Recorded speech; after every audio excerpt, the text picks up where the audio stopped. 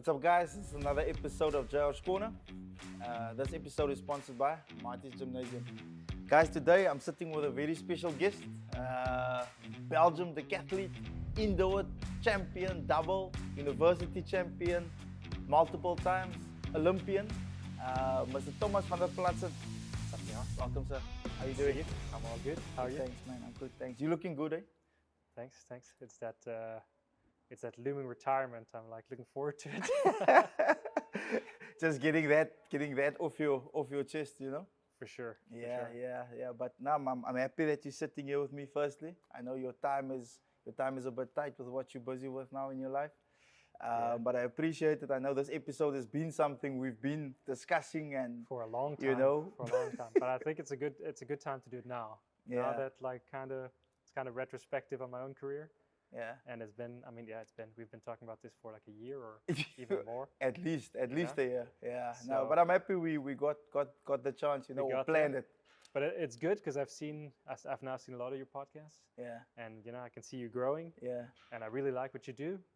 Thanks, I want to say that maybe as the first thing of the podcast. Thanks, man. I really like what you do, both you and your wife. Yeah. You always bring like a great energy to the gym. Thanks, man. And every time we walk in, you say hi and you greet us, and it's like always a good time. And then I want to say, I think you've spoken to more Olympians in like the last year, 2 years, than I think anyone in Stellenbosch and anyone because we were in Marty's gym. Yeah. I see you talk to more athletes than I see the people studying sports science, the professors that teach sports science. Yeah. So I really love like your inquisitive mind, and you're curious, and you're like curious about the people behind the athletes. Yeah. And it's really cool to see. I love people that are curious about things. Yeah. And you're not scared to just go to a person and be like, cool, I know who you are, I know what you do, like, can you just talk to me about it and what you do? And I really appreciate that. Nah, thanks, man. Yo, Thomas, that means a lot to me hearing that. I actually I need a tissue now, you know. Getting a bit choked up. But that honestly, it means a lot to me. And I think that's just been, you know, my character as a person who I've always been, you know. Yeah. Just curious, wants to find out, hey, why are you doing this? Why is that happening, you know? And you know, many of the athletes are very surprised when I come up to them and I'm like, I actually know a bit about what's happening in your life, you know? And they're like, oh, okay. And I think that's how the conversation starts. But you know how rare it is for like someone to come up to you and just be like asking questions, like specific questions about the thing that you do. Like I've been in the sport for so long, and it rarely happens. Rarely.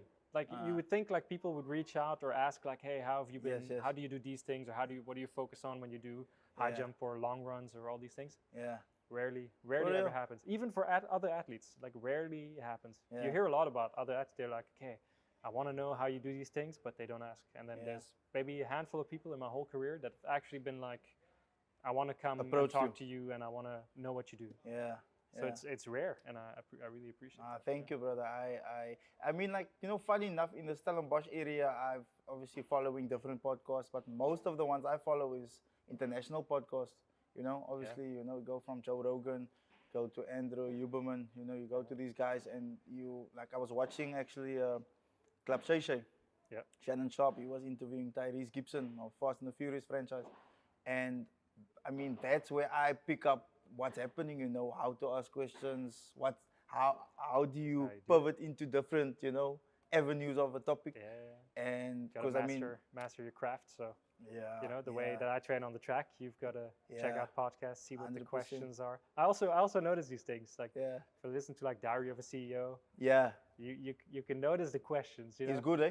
He's very good. Amazing. And then you can just see from episode to episode, he's got like some staple questions. Yes. But then he also just, you know, he reads people and he goes into it. Yeah. That's what makes podcast. Actually, I wanna buy his book. I actually saw his book here in town. Wow. I want to get into that. Yeah. Because that's the only way that you get better. You know, like you said, you get better on the track, in the gym. That's how you improve. Obviously, you may be following a few other athletes, seeing what they're doing. You know, what's the secret? What's the recipe? For sure. And obviously, to dive into what you've been doing, you know, most of your life. Just to give the audience a bit of a brief background of where you started and what is Decathlon. Yeah. So people can't see it right now, but we're at the track. So Decathlon is obviously a track and field event. Yeah. we do 10 events spread over 2 days. Sure. Goes from 100 meters to 1500 meters. There's a 400 in there. There's hurdles in there. Then we also long jump, high jump, pole vault, javelin, shot put, discus. Yeah. And we, and you get points for all the performances that you do, and whoever is the best overall wins the decathlon. So it's a very, very varied sport. Yeah. There's a lot of things you need to know. There's a lot of techniques to learn, and there's a little bit of every energy system that you need to train on. Yeah. And especially the fact that everything comes together. So you need to be able to sprint and be a long distance runner at the same time. Yeah. You need to be able to be a jumper, so you need to be kind of light, but also strong enough for a shot put or a discus. So there's a lot of opposites that come into the decathlon, and you're trying to just like be as good overall as you can be. So obviously you can be 100 kilos for the high jump, but you also can't be like 65 for the shot put. So you're trying to, for your own body type, try to figure out what the best way is to be as good as possible at all these events, in one weekend. So. Wow, that's insane. Like I honestly think the mixed events games or events is probably the most grueling events. Like, and I want to commend you as well, and obviously everyone else in the world that's doing that event. You guys are like a rare, like 1%, that can do a sprint and a shot put and a high jump and a long jump. That's true. I mean, even if you just do 4 of them and you can do it good, I mean, that's already like amazing. And it's just a juxtaposition of a lot of things, Like I said, sprinting and long distance are sort of at the extreme end. They're kind of opposed, because the faster you get, the tighter your joints get. The more force you can exert, the more energy you use when you're running. So then your long distance, suffers. And so there's really this balance to be found, not just in how your body, the composition of your body, like being heavy or being light or being strong or being fast, but also in just the fact that you're doing these opposing things kind of sometimes takes away from each event. Yeah. And that's sort of what makes it the a balance. Really interesting sport to watch. Wow, and that's exactly what you're saying. Like, I mean, even a long jump and a high jump is 2 totally different concepts. Because people think a jump's a jump, right? Or a sprint, a run is a run. But it's really not like that. And this is actually what I really love about my sport as well, is that you really become like a student of your sport and of your whole body, because you've got to learn all these things. Like a sprint, and this is something that I think is really cool. Like a sprint, your muscle contraction, like your contact time is really short. Yeah. Some people are under 100 milliseconds. Like just off the ground and back going. And the faster you can do that, and the more force you can generate, the faster you sprint, right? Yeah. So top sprinters they're amazing at this. They're so fast. But then you look at a long jump, and not all top sprinters are great long jumpers. And that's because a long jump is just that little bit slower than a sprint. So instead of now like a wind up, 90 milliseconds, now you're at 120. And over that 120, some people are really good at using that full 120, but they're not as good as using that 90. So I, for example, I wasn't a great sprinter. I never broke 11 seconds, but I had competitions where I ran 11:30, 11:40, which isn't necessarily super fast. But then I would jump close to 8 meters. Okay. Just because I'm way better in that specific muscle contraction, that a little bit slower, and not so good at that really, really fast one. And so the same with high jump, which is again a little bit slower. I was really good at that, but then the fast one, that was not for me. But so you try to balance it out, because you're a decathlete and you've got to maximize everything. But I find it really interesting that your body needs to adapt to all these different things, not just being fast or slow, but the fact that your muscle contractions are different across every event that you do, both in your throws and your jumps and your runs. It's for me, that was like what really drew me to the sport.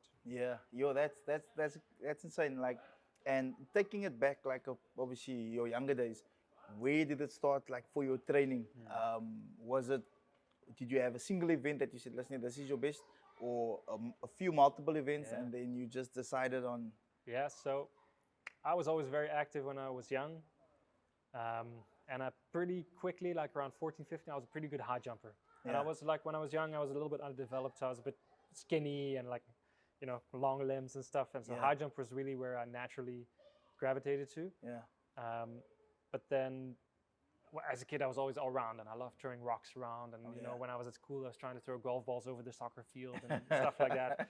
And I loved doing everything, skateboarding, rollerblade, everything. I had a trampoline at home. I would do backflips all night long. Wow. And so after a while, I tried some decathlon, and I was kind of scared that the high jump would bore me. And so when I was 16, I was still focusing on high jump. And I think I was about top 10 in the world, something like that, at that point. At 16? at 16 for the high jump Okay. in my age category. Wow. But I tried a decathlon, which at that time was still like a 9 event. I don't even know what they call that. Okay. It was like an unofficial event, but it was just a Belgian thing. Yeah. So I did like this 9. I immediately became Belgian champion, Wow. even without doing any of the discus training or any of that. Wow.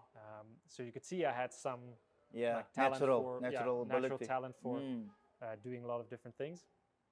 And then after that, I decided, okay, it took me a few months because I was really good at the high jump and not so good yet at decathlon. Yeah. And so, but then I was like, I don't want to get bored.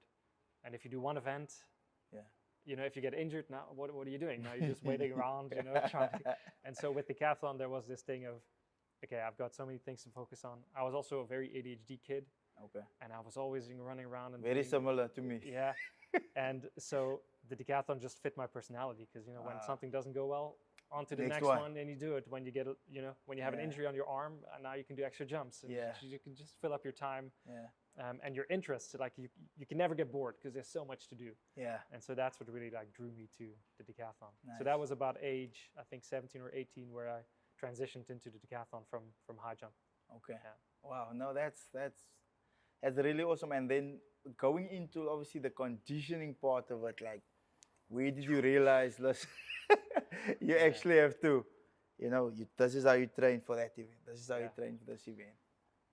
I think that came in when I started doing the high jump properly. Yeah. So I wasn't really training much, like once or twice at the club. I would come like once or twice a week. Sometimes I wouldn't come. I mean, I wasn't really super committed to track. I enjoyed it, but I wasn't really thinking about competing much. Yeah. And so I jumped 2 meters, like without doing that much training when I was 15. And then my brother said like, hey, I think you can actually do something. Yeah. And I'm going to give you some training and let's try and figure out what you can do. Yeah. And I still remember he still had to teach me how to properly run. Yeah. Like, I was running feet down. I was, like I said, I wasn't a very strong kid, but I was a very active kid. Yeah. So we started figuring it out, and he just started hammering, giving me running technique, started hammering on, using my feet properly. Yeah. And then that first year, he was just giving me like these high intensity circuits to kind of build a little bit of motor and stuff. And I remember the first half a year, I would just come home from training, I would just straight to bed. Oh. Not because the training was that hard, because if I look back at it now, I'm like, okay, it was maybe like 2 hours of training. It's not that hard, but just I wasn't used to that at all. Yeah. So that really, I think that first year we really built, I went from like being a kid to being like a little bit more of a... professional. Well, not yet a professional, but you could see that I was developing. Yeah. And then when I switched to decathlon, first year was still a little bit tough. There was lots of things to learn. But then that second year, I really hit my growth spurt, started getting stronger and bigger, and then it went really, really quick. Yeah. Okay, and then from there, like your first like big events, which of the events stood out for you? Going, because obviously the World Youth, World Juniors. So I never did World Youth or World Juniors. Yeah. That first year, I had World Juniors when I was first year junior, and I was, like I said, I was a little bit undeveloped. I'm from the end of the year, so that already doesn't help. Yeah. And I'd hurt my wrist, so I couldn't pole vault. Okay. And so I hadn't really made that step into decathlon properly yet. I probably could have if I hadn't had the injury and stuff, but I mean, like I said, I was still in that transition phase and I was still trying to figure out the decathlon. Yeah. But so my first big one, I had like European Youth Championships as a high jumper, and then European Junior Championships as were like my first big decathlon competition. And then those ones, did you win them comfortably? And then that one I won. I don't know if you ever comfortably win a decathlon, but I didn't come in as the favorite because again I had that whole wrist injury and it took me a long time to figure out pole vault, and I was still like kind of in that growth spurt. Okay. But I think everything kind of came at the right time. Like a few months earlier, I had done a decathlon, and you could see I was kind of looking still for more strength and more like endurance and stuff. And then just with that growth spurt, like right at that right time, I was ready for that. And that was like my big breakthrough. And I won it, not comfortably because I had to run for it in the last event. Yeah. But I think it was a good win, and that was the first time that I realized like, oh shit, maybe I can do this as like a, maybe I can go pro in this in a few years, Yeah, yeah. And before that, I was still always in my mind thinking, this is just I'm playing around and I'm enjoying doing this, but pro athletics, that's not for me, because you always see these big guys on TV, like when I was young, and you see, what was it in that time? Tyson Gay and Justin yeah, Gatlin, sure. and those were the guys. Yeah, and you see the decathletes. Even in Belgium, there were, because decathlon wasn't very big in Belgium. Yeah. And there were, when I was young, there were some guys, and they were nearing 8,000 points. Sure. You know, and that's like sort of the barrier that separates. Plus 8,000 is like, that's the real dudes. You know? Yeah, yeah. And I remember when I was first year junior, looking at these guys like, wow, fuck, look at their muscles. They're like, and look, they were almost going 8,000. Like, wow, it's so insane. Yeah. And I mean, 3 years later, I outscored all of them. Wow. But you know, back in that time, that was how I was thinking. I was like, I remember the like Belgian champion. He was walking down the stairs, and you could see his quads. Yeah. And I was like, dang, like that guy's crazy. He's like an action figure. Yeah, he's like an action figure. And even, I mean, and that was a year before winning European Juniors. Yeah. That I was still thinking in this way of like, you know, these guys are crazy. And these guys weren't even on a world level yet. Wow. Like they just got into worlds, but they were like, you know, Yeah. number 15 or number 20. They were, Yeah. so I wasn't really thinking about a pro career. Yeah, but then that first European Juniors, that win, I was like, oh, okay. Yeah. Maybe, you know, maybe there's something Gave you there. belief. Yeah, yeah. No, that's wow. That's really. I mean, it's great to hear that your journey. You know where you came from, and it actually took a bit of. Obviously, you were talented naturally, but you needed to. You know, there was discipline involved. I needed a lot of push. Hard work, and like you said, your brother. Like, if you just want to maybe touch a bit on your relationship with your brother and how he's. I mean, he competed as well, or yeah. So my brother was always the athlete in the family. Okay. Also because when he was young, he was much more developed than I was. Yeah. So when he was younger, he went to like a pro sports school. Wow. He also went to the European Youth Championships, and he was like, you know, he looked like the athlete, whereas I was still the skinny kid, and, you know. And so he was always the athlete, but then kind of quite short, like quickly in his career, he kind of burnt out a bit. I think he got overtrained. Yeah. They didn't do the right things. They like I said, the training was way too hard. He got too many injuries, and like at a quite early age, he was already kind of burnt out on the sport. Got you. So that I think that's also a reason why he took me, because he was interested in coaching. Okay. And why he took me, and I benefited from the mistakes that they made on him. Wow. So immediately he said, like, yeah, we're not gonna go into the weight room in the first 2-3 years of your career. You know, we're gonna keep the training load low enough that you can recover, that you're not like burning yourself from the short end. Yeah. So I really benefited from him having gone through the trials and tribulations. Yeah. That he Making the went mistakes basically for you. through. Yeah.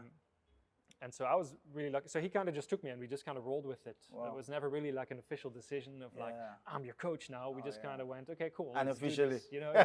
And I mean, we've been in that relationship for my whole career. That's insane. And I wouldn't ever see it any different way. Yeah.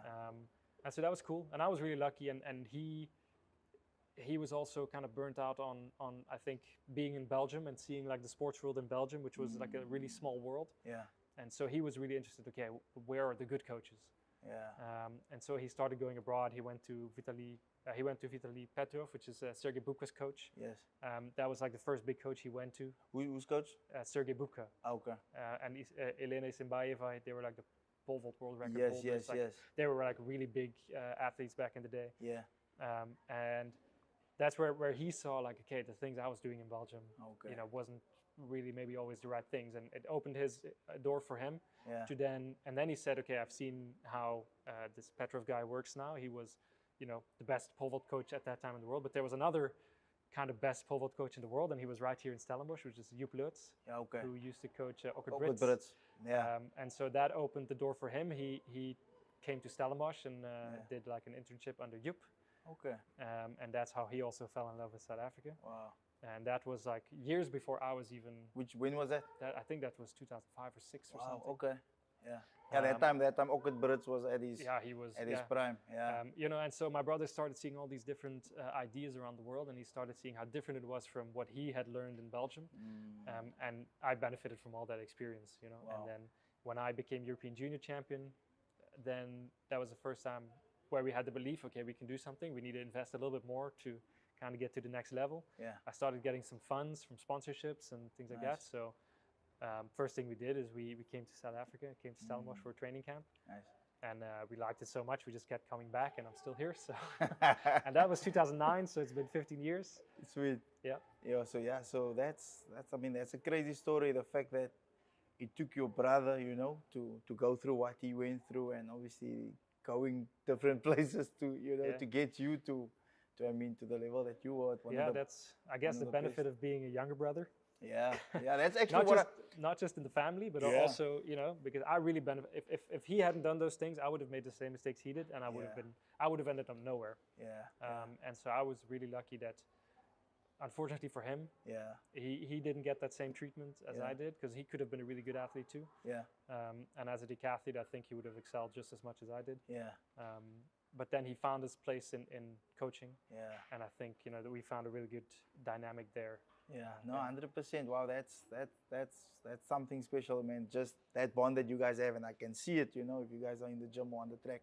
That's really something special, the bond that you guys have as brothers. You know, and I think a brotherly bond is something, you know, something that you can't. I mean, I have older brothers as well, so I know that, you know, that type of, you know, love and caring that they have, especially if you're younger, you know, then no, it's true. And I also think, I mean, I was very young at that point, you know, I was 18, 19 when I made my breakthrough, and then you kind of step into this world of international sports. And in the beginning, you're like, what the hell is all this? You know, you come to Stellenbosch, and there's, you know, the German national team is here, and the British national team is here, and you look at these guys, and you're like, wow, I'll never get. I mean, these guys are so good. I'll never get to that level.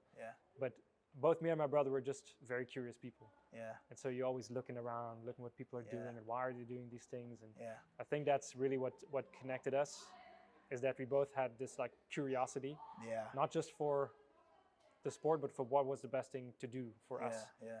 And because we're brothers, we were very unapologetic about it. So like, we knew both of our goals were getting as good as we possibly could. And so in that, we found kind of the security to be very open and blunt with each other. Which sometimes is a really harsh thing, because obviously when you're brothers, you can kind of call each other out. But you know, it's not personal, man. But it's not personal, because you both know, like, okay, our goal is just to be the best, or to become the best, or to become as good as we can possibly be, and to learn as much as we possibly can. And so if I think that you're doing the wrong idea about training, and I think something different, then we're gonna clash about it, because I'm gonna say, no, I want to do more runs. He's gonna say, I want you to do faster runs, and, you know, we're gonna clash about it until we've kind of figured out where found a middle ground. Or not a middle ground, but found what actually works. And sometimes he was right most of the time. Sometimes I was right. Sometimes there were things that he made me do that I said, this doesn't feel right, and I don't want to do this. And because we had such a close bond, we had a very like close feedback loop. Whereas, see, with other groups, sometimes some athletes are a little bit afraid of the coach, you know. You do what the coach says, and then sometimes it takes a year before they say, like, coach, that exercise, it doesn't actually feel good, and it hurts my back. Whereas when we would do something, I would immediately say to my brother, I think this is bullshit. But he would also call me out in the same way. You know, he would say, like, I think you're just, you know, you're just playing at the moment, like, you know, get with it, or like, I think you're just not trying your best, and I think that feedback loop that we had between each other really helped us like evolve our knowledge about the sport, and like it really like rooted us in what we were doing.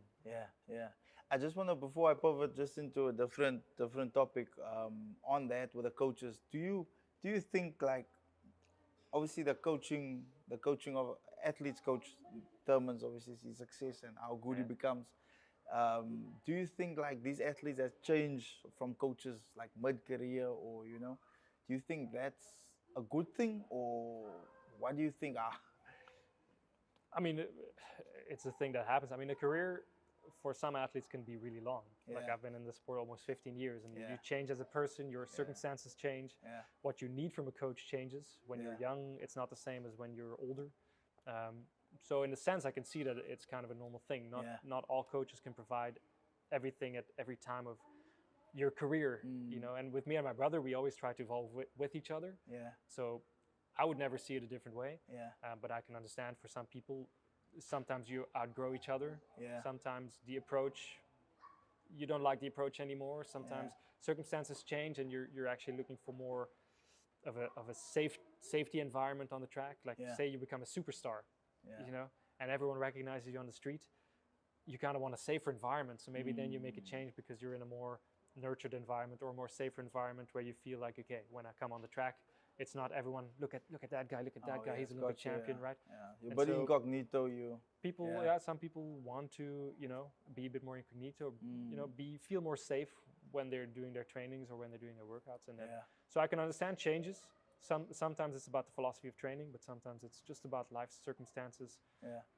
And so, you never know whether it's the right call until you do it. So, Yeah. I always applaud the people that do it, because it takes balls to take that decision. Yeah. But sometimes it's not the right decision, and then you've got to recognize that too. Yeah. But I think it's a normal part of being in sport, especially if you have a long career.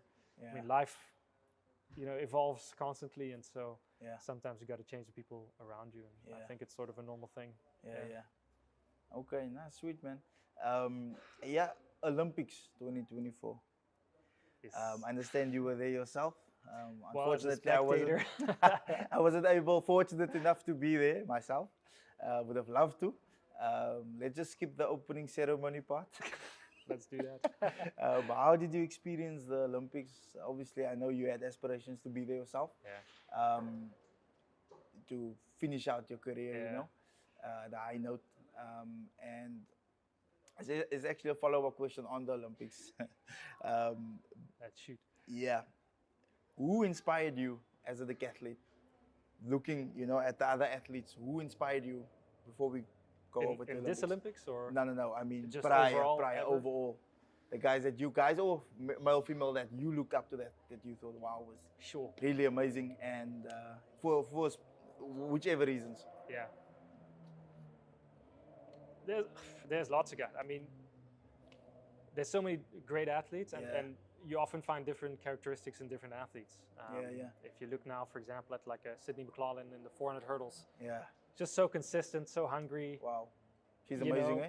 She wins every race she is, but the way that she lines up to every race is I mean, that's kind of a champion's dream, I suppose. So you look up to that, but I also look up to people. I remember there was a pole vaulter back in the day called Giuseppe Gibilisco. Yeah. He was an Italian pole vaulter, was a world champion in 2003. He actually beat Ockert Brits for the medal. So, okay. And then later on, I was here training with Giuseppe back in 2011. Wow. And he wasn't like the most talented guy, but when he stepped on the track, every exercise that he did perfect. Wow. Okay. Like every little exercise that he could do, he was doing it perfectly. Yeah. And so that's something I looked up to. I was like, wow, this is crazy. Like, this guy isn't the most talented athlete I've ever seen. Yeah. But when he lines up for a jump, he does it the best he can. When he does a drill over the hurdles, he does it the best he can. So that's something I really look up to. But yeah, there's different aspects in so many different athletes. There's people who have a lot of grit. Yeah. People who take a whole career to get that one medal right at the end of their career, and I really appreciate an athlete like that, someone who just kept his head down and kept grinding. Yeah. But I also really love the trailblazers, people Yeah. who bring something new to the track, like a new technique. If you look at like a Mondo Duplantis, he's obviously a really, really great athlete. Yeah. But he also brought something new. He has a technique that's slightly different from other people. Yeah. And he's shown that the standard way of doing things wasn't maybe necessarily the best way of doing it. Yeah. Or like a guy like a Tom Walsh, who's a shot putter. Yes. You've probably seen a lot of shot putters around. He's not the biggest guy. He's like 186. He's not the strongest guy. And he really perfected the rotation technique and showed that you don't have to be the strongest guy to be able to throw really far. And so I like people like this who kind of challenge convention and come with something new. And there's so many of these people in track and field that's why I love following track and field, because it's such a beautiful sport, especially because it's individuals, and it can just be this random individual that comes into the sport and is like, I found a different way and it works. And that's I love that. Wow. I wanted to ask you earlier, when you're talking about pole vault, I wanted to say I saw Mondo actually beat his own world record the 10th time. That's crazy. Is he going to be the first guy that jumped 7 meters? That pole vault 7 meters. Maybe one day. Oh, that guy's insane. But physically he's a freak.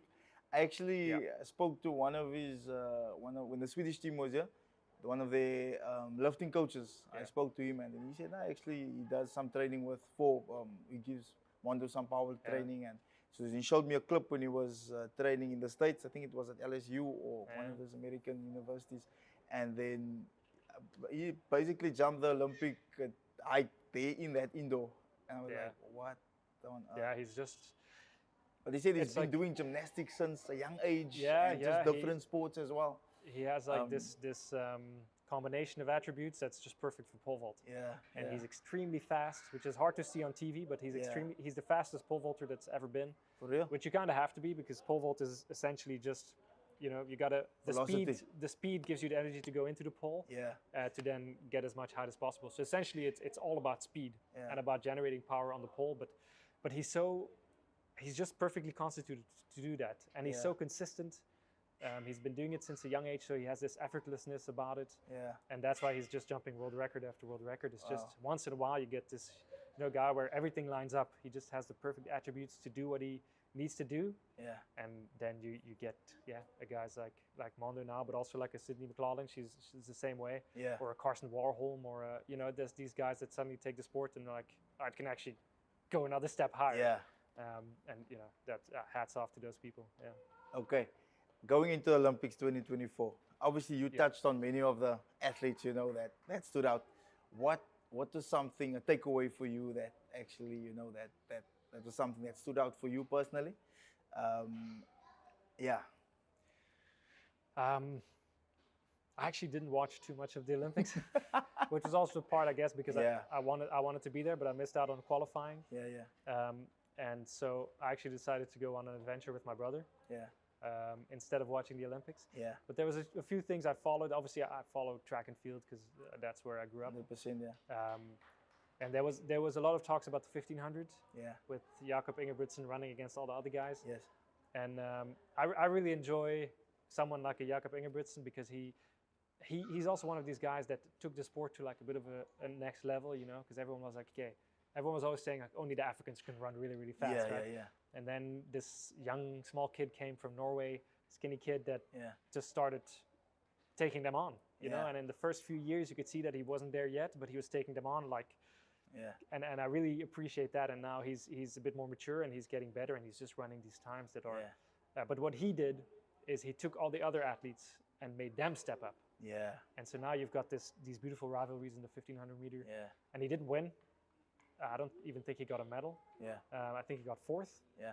But he made the race legendary, because now the race was one of the fastest races of all time. Everybody's running PBs. And everyone's running PBs, because he's the guy that says, if you don't line up and go as fast as you can, I'm taking it. I'm taking it. Yeah. You know, and so he's pulling all these other guys to run faster, and I appreciate that. So I was a bit sad that he didn't win, because I probably kind of deserved to take a medal. Yeah. But I really like that personality to just be, I'm going to pull the field up higher, and if you're not with me, then you're going to lose. Yeah.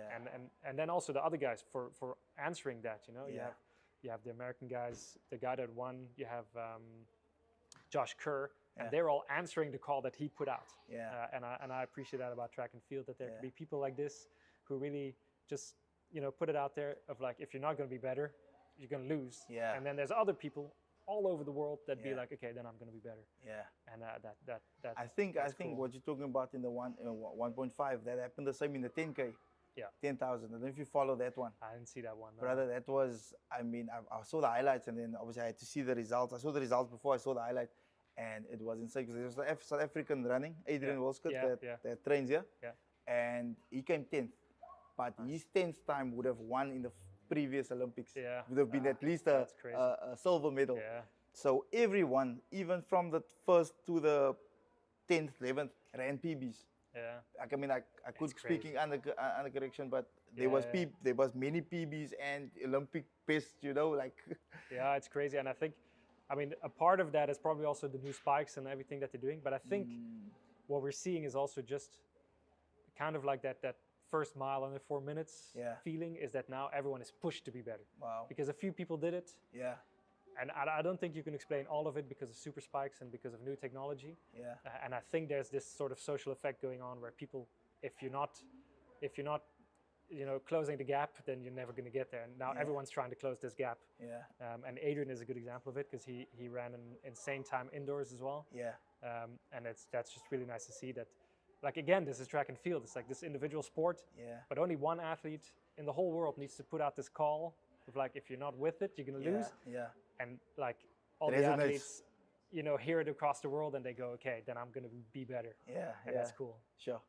Now, amazing. I think for for sitting down with you today. You gave me so much insight, you know, just into decathlon and into track and field. And I think from an information standpoint, you you dropped so much, you know.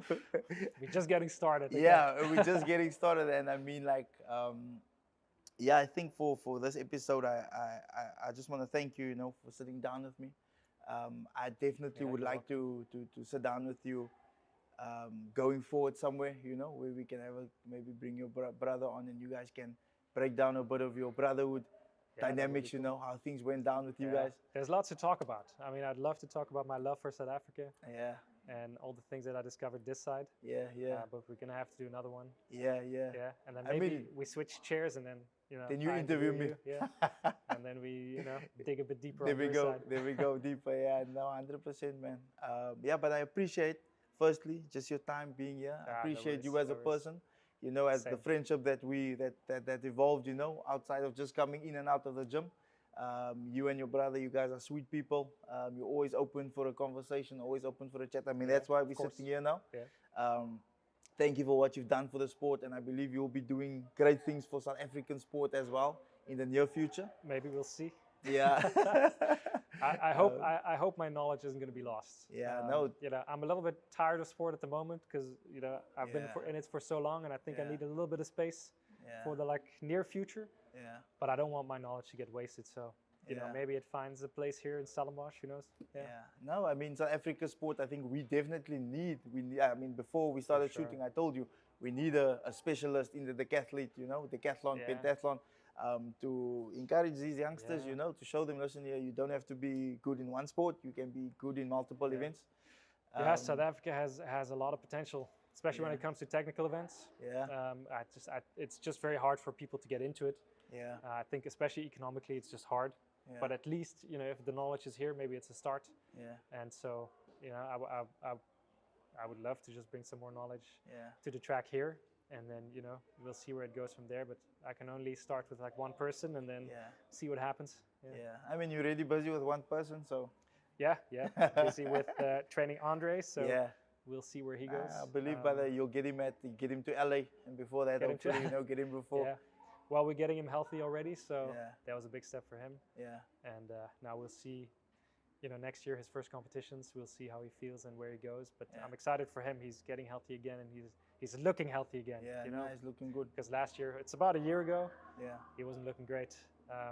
You know, when we visited him in the hospital, he looked like he was on death's doorstep. So it's good to see him now, and he's been training very hard, and his posture is improving so much, and he's getting a lot stronger. So I really like. He's the kind of guy, you know, he just goes into the gym and puts his work in. Doesn't shout about it, doesn't talk too much about it, but he does what he needs to do, and I appreciate that in him. Yeah. Now I have to catch up with him as well sometime. He has a crazy story, so you know, I'm looking forward to that. Yeah. But yeah, lastly, closing off episode. I don't want to say the episode tonight. I think episode 34 we have now. Thomas van der Plaetsen. Thank you guys, Josh Corner. Thank you, brother. See you, man. Thank you so much.